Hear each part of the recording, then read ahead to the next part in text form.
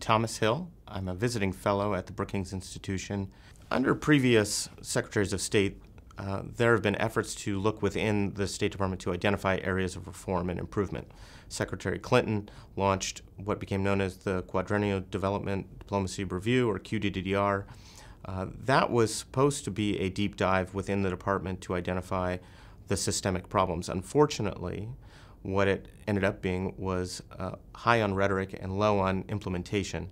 If you look at the QDDRs done under Secretary Clinton and then the 2015 QDDR under Secretary Kerry, both came to the conclusion that what state needed was more money, more people. When Secretary Tillerson came in, he launched what became known as listening sessions, where members of the service, civil service, foreign service, locally employed staff, as well as policymakers around Washington, were polled on what they thought about state and USAID's mission, effectiveness, and all aspects of operations. Within the State Department listening session results, you heard a consensus that many people wonder about the direction of the agency overall and how the agency fits within the interagency foreign policy establishment.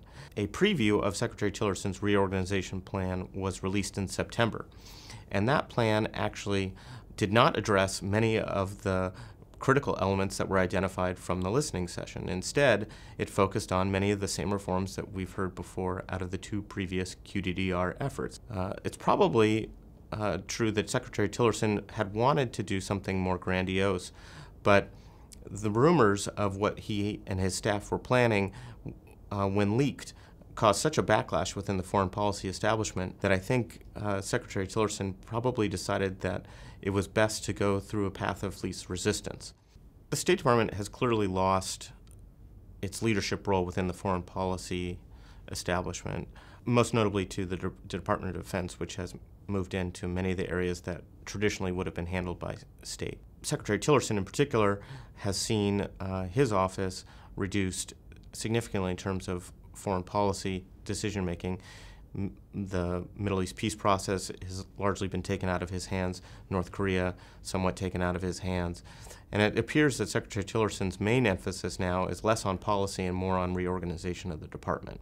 And that's a significant change from John Kerry, who had made Middle East peace a priority of his. It will be interesting to see how long Secretary Tillerson stays in his position. There are rumors that he is not happy with his relationship with the White House and that the White House is not happy with Secretary Tillerson. Were he to leave, I think there's an open question about whether reforms would continue to move forward. Some of it comes down to timing. If he were to leave before the final reorganization plan is released, I think his successor may not feel compelled to carry on with the reorganization effort. The State Department is an agency that has largely avoided significant overhaul. Many of the other agencies have at some point gone through a complete overhaul to help realign it with modern threats or future threats. But the principal concern is trying to understand what is state's comparative advantage, what can it do best, and how can it do it moving forward in a way that differentiates it from other government agencies.